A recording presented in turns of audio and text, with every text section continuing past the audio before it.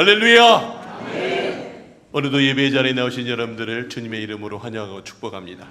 오늘 예배를 통해서 여러분의 삶을 새롭게 바라보는 시간 되시길 주님의 이름으로 축원합니다. 앞뒤자로 좀 서로 인사하겠습니다. 권사님, 집사님 사랑합니다. 축복합니다. 서로 인사하겠습니다.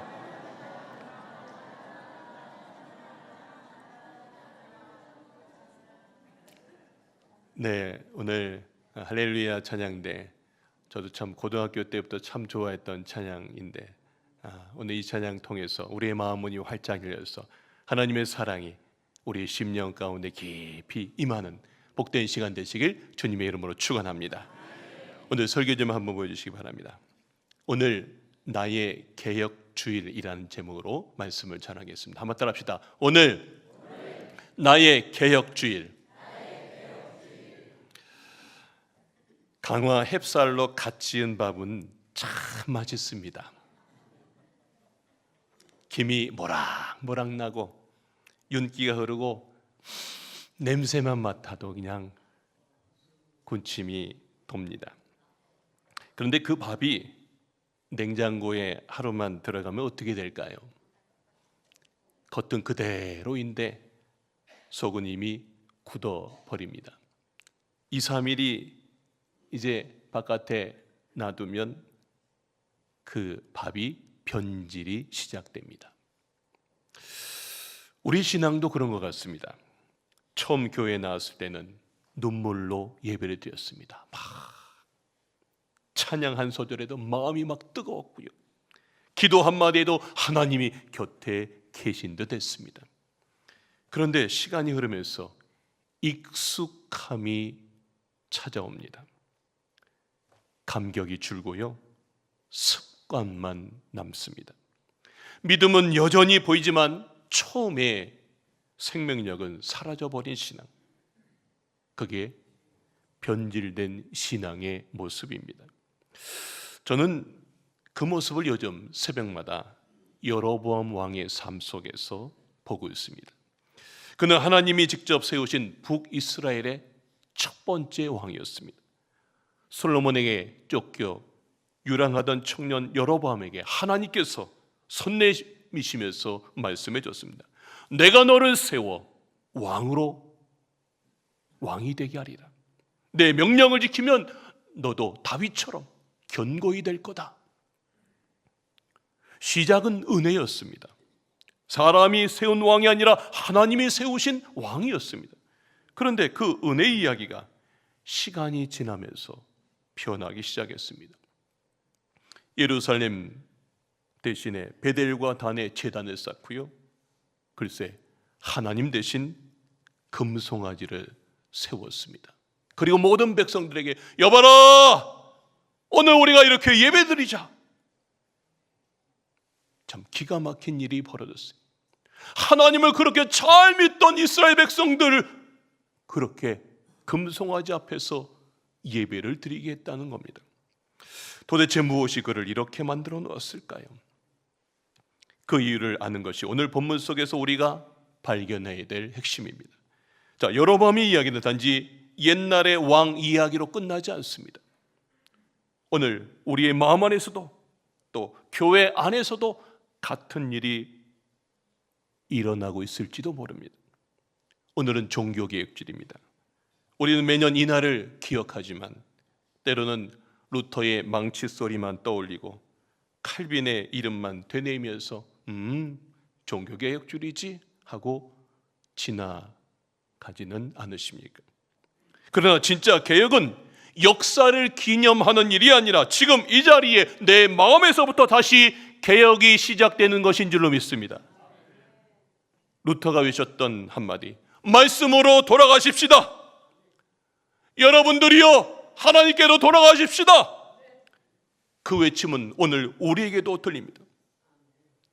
지금 여러분의 신앙 중심에는 누가 있습니까? 정말 오늘 이 예배의 자리에, 여러분이 마음속에 오늘 이 예배의 자리에 누가 있습니까? 여러분, 오늘은 단순히 종교개혁주일이 아닙니다. 오늘은 나의 개혁주일이 되시기를 주님의 이름으로 축원합니다. 식어버린 신앙을 다시 새롭게 하고 무너진 마음의 재단을 다시 세우는 날이 되기를 주님의 이름으로 축복합니다.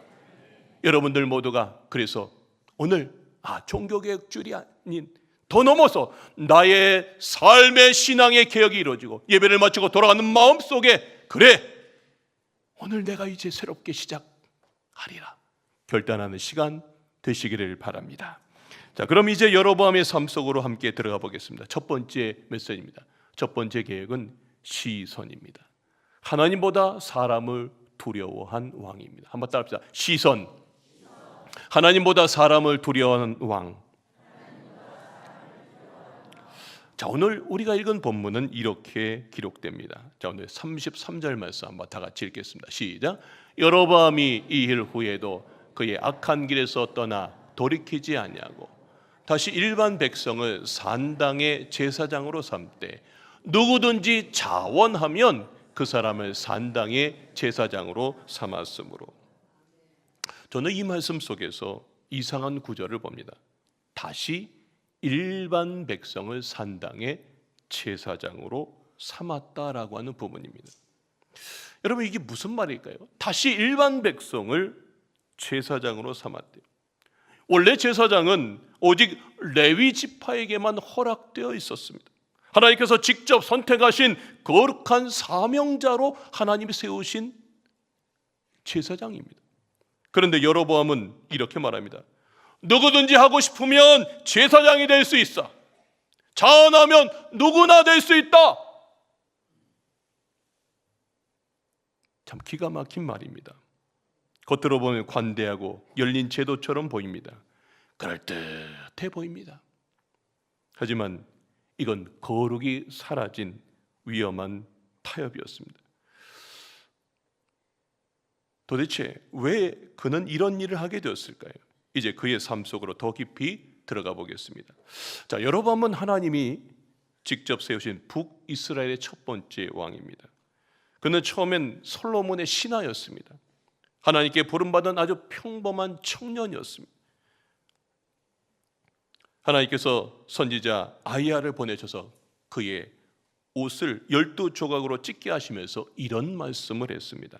자, 열왕기상 11장 31절로 38절을 요약하면 이런 겁니다. 보라, 내가 솔로몬의 손에서 10개의 나라를 찢어 내게 주리니. 그러니까 12개의 나라 중에서 10개의 나라를 찢어서 내게 준다는 거예요. 그런데 네가 내 명령을 지키면 다윗처럼 내 집을 견고히 세우리라. 11장 31절 이하의 말씀을 요약하면 이런 말씀입니다. 여러분, 시작은 참 은혜롭게 여로보암이 시작됐습니다. 사람이 세운 왕이 아니라 하나님이 세우신 왕이었습니다. 그러나 그의 은혜의 이야기는 금세 시험을 맞이합니다. 원래 이스라엘 백성은 한 마음으로 예루살렘 성전에서 예배드리던 백성들이었습니다. 그 성전은 솔로몬 왕과 함께 백성들이 함께 땀을 흘리면서 성전을 지었습니다. 그런데 솔로몬이 타락을 했어요. 솔로몬의 후궁이 무려 1000명입니다. 놀라지도 않으신 여러분이 저는 더 놀랐습니다. 후궁이 1000명이에요. 근데 그 후궁이 이방 여인들이 들어오게 됩니다. 이방 여인들이 믿던 신앙까지도 이스라엘 백성 그 삶 속에 들어오게 되죠. 그래서 그 타락이 결국 나라가 둘로 쪼개지는 일들이 벌어지게 됩니다. 그래서 북쪽의 10지파가 세운 나라가 북이스라엘, 그리고 남쪽의 2지파가 세운 나라를 남유다로, 그래서 남북이 우리나라랑 똑같이 남북이 나뉘어져 있는 그런 나라가 되었습니다. 그런데 문제는 이게였습니다. 자, 북이스라엘의 왕이었던 그 여로보암이, 북이스라엘 백성들이 대부분이 마음속으로는 여전히 예루살렘 성전, 저 남쪽에 있는 예루살렘 성전에 가고 싶었을까요? 안 가고 싶었을까요? 가고 싶었죠. 맨날 거기서 예배드렸는데, 자신들이 함께 땀 흘리며 지은 그 성전, 하나님이 임재하셨던 그곳에서 예배드리고 싶었어요. 바로 그때 여로보암은 마음속에 이런 생각을 품었습니다. 자, 열왕기상 12장 26절 27절을 현대인의 성경으로 보겠습니다. 다 같이 읽겠습니다. 시작. 이대로 두었다가는 나라가 다윗의 집안으로 돌아갈지 모른다. 만일 내 백성이 예루살렘 성전으로 가서 여호와께 제사를 드리게 되면 그들이 다시 유다의 르호보암을 왕으로 섬기고 나를 죽일 것이다. 참 기가 막힌 거예요. 백성들이 예루살렘 성전에 가서 예배를 드리러 가게 되면 백성들이 다 지금 남쪽으로 르호보암 왕한테 갈 거라고 하는 이상한 생각을 갖기 시작했어요. 그리고 나를 죽일 거다. 이게 바로 변질의 시작입니다. 하나님이 자기 왕위를 세우셨다는 사실을 그는 잊었어요. 하나님이 세우셨으니까 하나님이 나라를 이끌어갈 것 아니겠습니까? 그런데 그가 하나님이 자기 왕위를 세우셨다는 잊은 그때부터 그의 시선은 하나님이 아니라 사람에게로 옮겨갔습니다. 그것이 그의 신앙의 방향을 완전히 바꿔버렸습니다. 예루살렘까지 가지 않아도 됩니다. 자, 우리 땅에서도 예배드릴 수 있습니다. 그러면서 그가 예루살렘 대신 베델과 단에 제단을 세웠어요. 그리고 더 기가 막힌 건 금송아지를 만들어 세웠다는 겁니다. 그리고 이렇게 이야기합니다. 열왕기상 12장 28절 말씀. 자, 우리 다 같이 읽겠습니다. 시작. 이에 계획하고 두 금송아지를 만들고 무리에게 말하기를 너희가 다시는 예루살렘에 올라갈 것이 없도다. 이스라엘아, 이는 너희를 애굽 땅에서 인도하여 올린 너희의 신들이라. 매번 하나님을 예배했던 그들에게 지금 베델과 단이라고 하는 곳에 이상하게 성전을 세우고 거기에 금송아지를 세우고 이게 우리의 신이라고 지금 얘기하고 있는 거예요. 겉으로는 예배 같았지만 그 예배에 하나님이 있을까요, 없을까요? 하나님이 없습니다. 그 예배는 하나님이 아니라 사람의 시선에 붙잡힌 예배였습니다. 하나님을 잃으면 반드시 사람의 시선을 의식하게 됩니다. 하나님을 두려워하지 않으면 사람의 눈이 더 무섭게 느껴집니다. 여로보암은 하나님 대신 사람을 두려워했습니다. 그때부터 그는 하나님을 흉내내기 시작했습니다. 하나님이 정하신 제사장 대신 아무나 제사장을 세웠고요. 하나님이 정하신 절기 대신 7월 15일인데 8월 15일에 비슷하게 그냥 이때 해도 돼 하면서 절기를 세웁니다. 하나님이 정하신 예배 장소 대신 베델과 단이라고 하는 제단을 세웠습니다. 이걸 요즘식으로 이야기하면 이런 겁니다. 이 강단에 제가 아닌 성경도 잘 모르는 동네 사람을 세워서 말씀을 전하게 하는 겁니다. 그리고 하나님이 정하신 예배의 자리를 떠나서 강화중앙교회 뒤에 저 남산에 제단을 쌓고 여기서도 예배드리면 되잖아 하면서 그렇게 말하는 격과 같습니다. 겉모양은 예배입니다. 찬양도 있고 말씀도 있고 헌금도 있습니다. 하지만 그 중심에 하나님이 없으면 그것은 하나님이 없는 예배입니다. 핵심은 이겁니다. 하나님을 흉내내는 신앙, 그것이 여로보암의 신앙이었습니다. 여로보암의 이야기는 옛날 정치사가 아닙니다.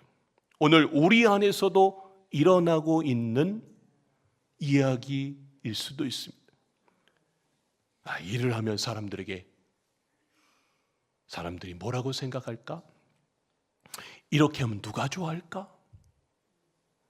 혹시 이렇게 하면 누가 나를 비난하지 않을까? 그렇게 사람의 눈을 의식하다 보면 우리는 하나님을 흉내내는 신앙에 머물게 됩니다. 결국 여로보암의 죄는 하나님보다 사람의 반응을 더 두려워한 것입니다. 자, 그러므로 오늘 우리가 개혁해야 될 첫 번째 영역은 화면 한번 보시기 바랍니다.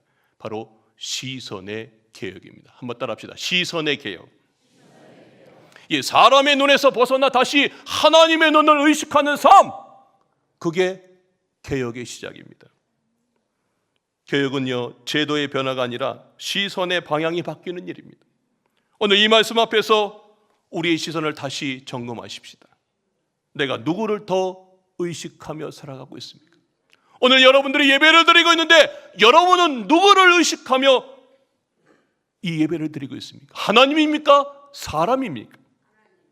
오늘 이 말씀 앞에 우리의 시선을 다시 점검하시고 이제 시선의 개혁이 여러분의 삶 속에서 이제는 사람이 아니라 하나님을 의식하며 살아가는 우리 강화중학교 성도님 되시길 주님의 이름으로 축원합니다. 두 번째 개혁, 예배입니다. 겉모양은 남았으나 중심은 떠난 예배입니다. 한번 따라합시다. 예배. 겉모양은 남았으나 중심은 떠난 예배. 자, 오늘 본문은 단호하게 말합니다. 오늘 마지막 절 34절입니다. 우리 다 같이 한번 읽겠습니다. 시작. 이 일이 여로보암 집에 죄가 되어. 자, 이 일이 여로보암 집에 죄가 됐대요. 도대체 이 일이 뭘까요? 이 일은 여로보암이 하나님을 흉내내며 제단을 세운 일이에요. 자, 그게 죄가 되어서 그 집이 땅에서 끊어져 멸망하게 됐다는 겁니다. 여러분, 사람들은 제사를 드리고 절기를 지켰어요. 찬양과 제물, 의식 그대로 다 있었습니다. 그러나 하나님은 그 자리에 계시지 않았다는 겁니다. 그의 신앙은 멀쩡해 보였지만 그의 중심은 완전히 무너져 있었습니다. 예배의 형식은 남았으나 하나님의 임재는 떠났던 것입니다. 성도 여러분, 오늘 이 두 구절은 여로보암의 개인 이야기로 끝나지 않습니다. 이건 오늘 우리가 드리는 예배의 거울이기도 합니다. 우리는 예배를 드립니다. 찬양도 부릅니다. 여러분들이 오늘 예배당에 오셔서 찬양도 부르시고 기도도 하고 헌금도 드립니다. 겉으로 보면 완벽해요. 자, 그러나 하나님이 오늘도 우리에게 물으십니다. 내가 그 예배의 중심에 있느냐?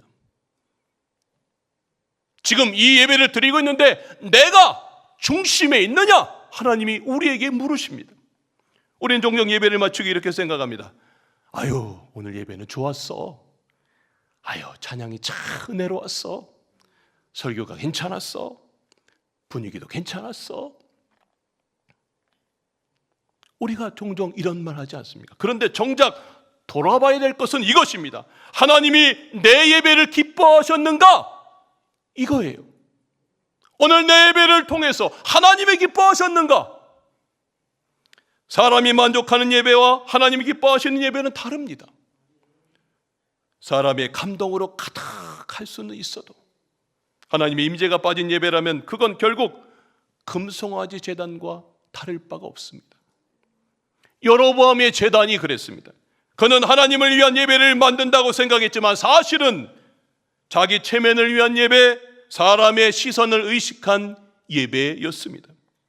하나님께 묻지 않고 사람의 눈에 보기 좋은 방식대로 만든 거예요.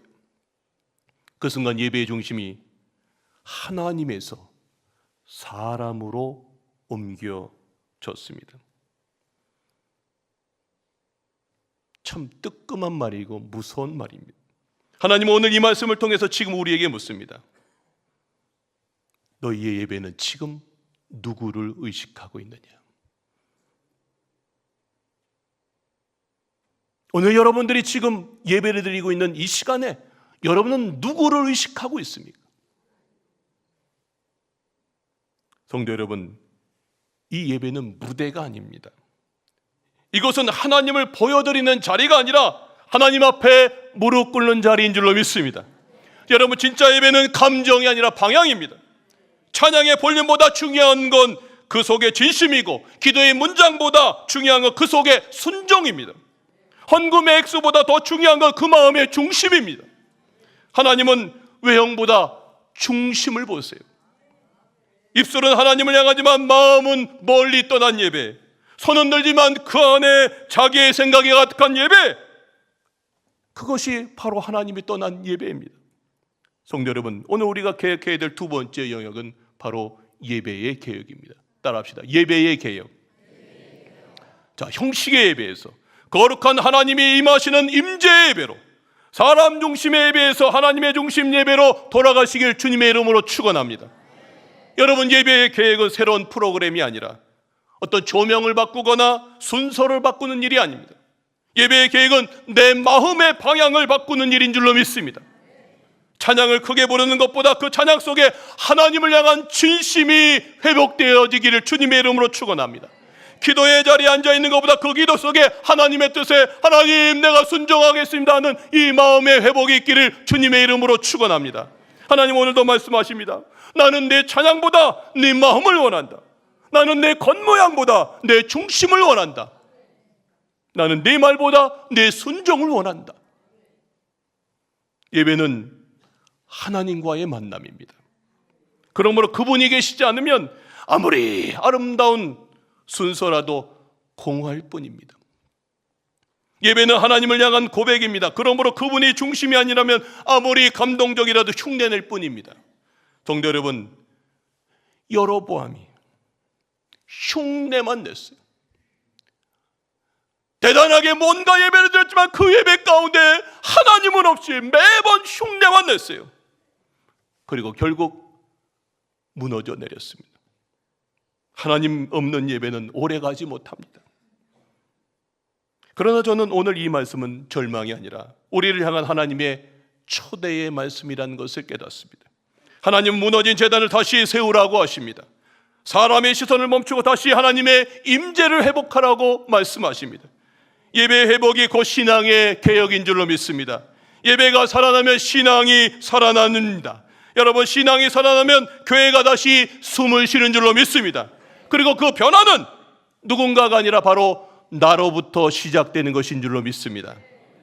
여러분, 오늘 이 예배가 단순히 예배를 참석하는 것에 끝나지 않기를 바랍니다.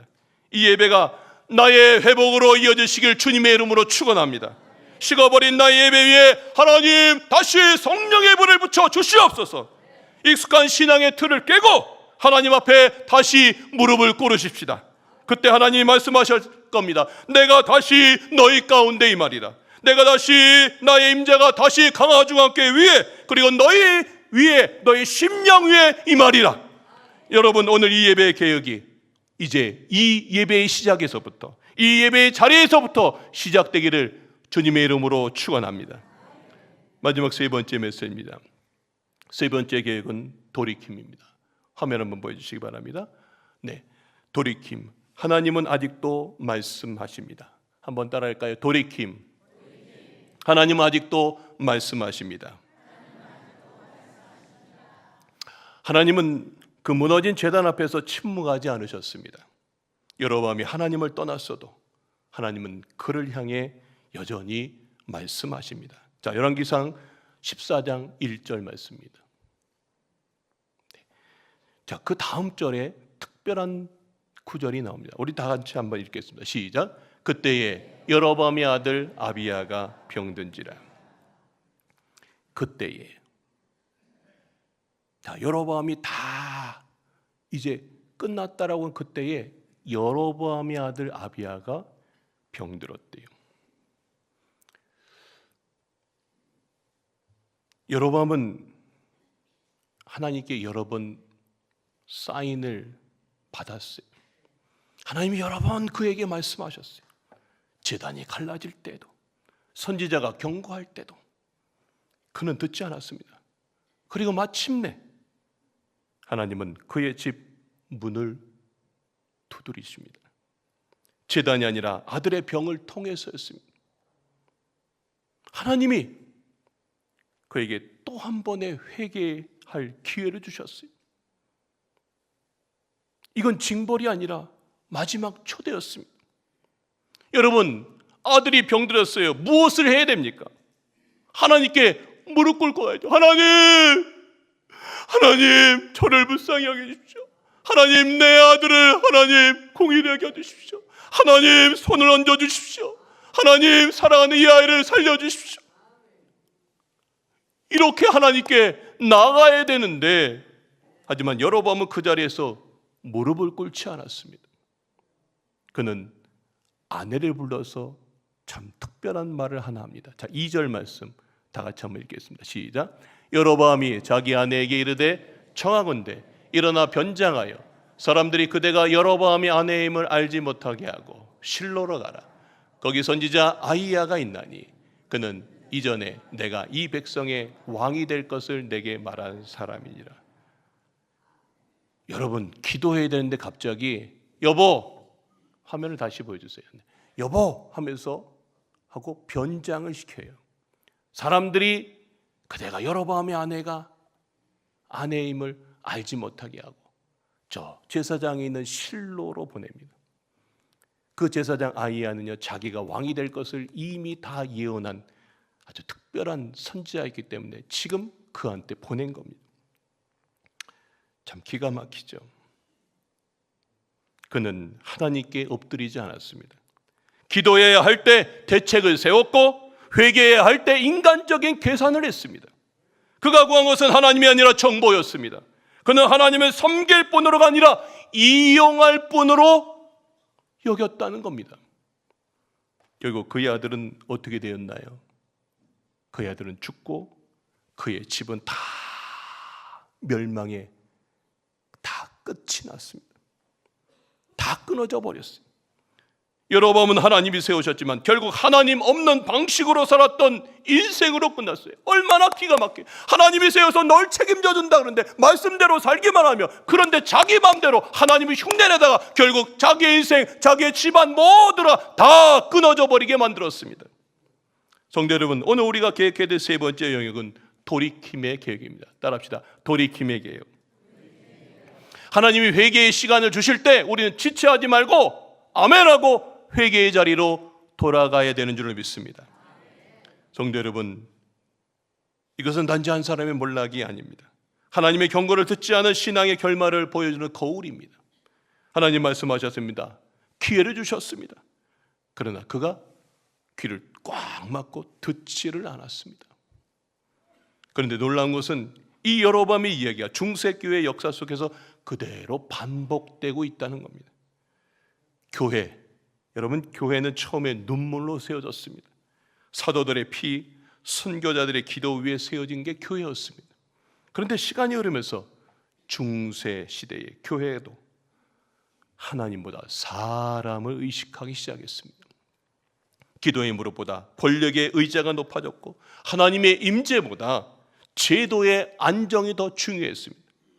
예배는 남았으나 감격은 사라졌어요. 중세 천년의 예배 속 그 예배 가운데 뭔가 예배를 했는데 다 감격은 사라졌어요. 은혜는 식었고 형식만 남았습니다. 십자가의 은혜는 동전의 소리를 바뀌었습니다. 면죄부 면죄부 외치면서 교회는 점점 타락으로 갔습니다. 그것이 바로 또 하나의 여로보암 시대였습니다. 그 중심에는 하나님이 아니라 제도가 신이 되어 앉았습니다. 하나님은 그 중세 시대에도 동일하게 말씀하셨습니다. 동일하게 여로보암에게 사인 주었던 것처럼 중세 시대의 수많은 종들을 통해서 말씀해 줬는데 듣지 않았습니다.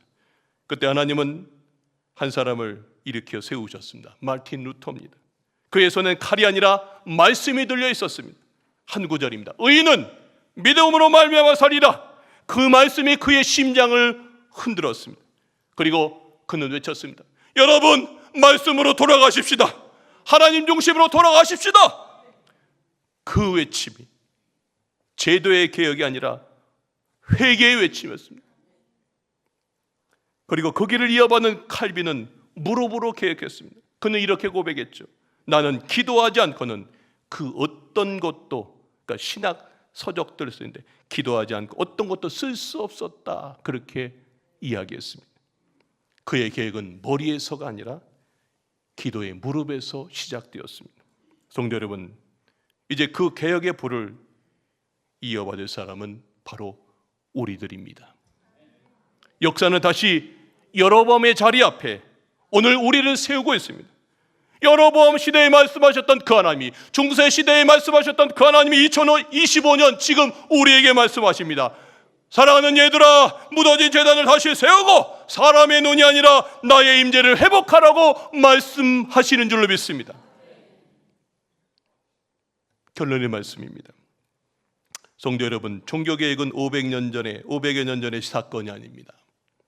오늘 내 안에서 다시 시작되어야 될 역사요 결단입니다. 하나님 말씀하십니다. 그 계획은 아직 끝나지 않았다. 그 계획은 끝나지 않았어. 그 계획은 오늘 너로부터 다시 시작돼야 된다 말씀하십니다. 계획은 제도의 문제가 아니라 내 신앙을 바꾸는 일입니다. 사람의 시선이 아니라 하나님의 시선을 의식하는 것, 익숙한 신앙을 다시 뜨겁게 하는 것, 무릎 꿇지 않았던 자리를 다시 기도의 자리로 나아가는 것. 하나님 오늘 우리에게 말씀하십니다. 나는 내가 처음에 그 가졌던 마음을 다시 보고 싶다. 내가 울며 기도했던 그것을 다시 보고 싶다 말씀하십니다. 지금 잠깐 눈을 감고 조용히 여러분 속으로 고백해 보십시오. 주님, 오늘 제 안에서 개혁을 시작하여 주시옵소서. 여러분, 이제 오늘 이 종교개혁주일이 역사의 기념이 아니라 나의 결단이 되시길 주님의 이름으로 축원합니다. 오늘 한번 이렇게 고백합시다. 주여, 주여, 오늘 제 안에서 개혁을 시작하여 주시옵소서. 아멘이십니까? 예, 루터처럼 말씀으로, 칼빈처럼 무릎으로 다시 살아가십시다. 그래서 오늘 종교개혁주일, 이제 나의 개혁주일이 되었어. 하나님이 다시 내 안에, 우리 교회 안에, 여러분의 가정 안에 임하셔서 새로워지고 이 땅에 하나님의 거룩한 귀한 믿음의 불씨가 되시길 주님의 이름으로 축원합니다.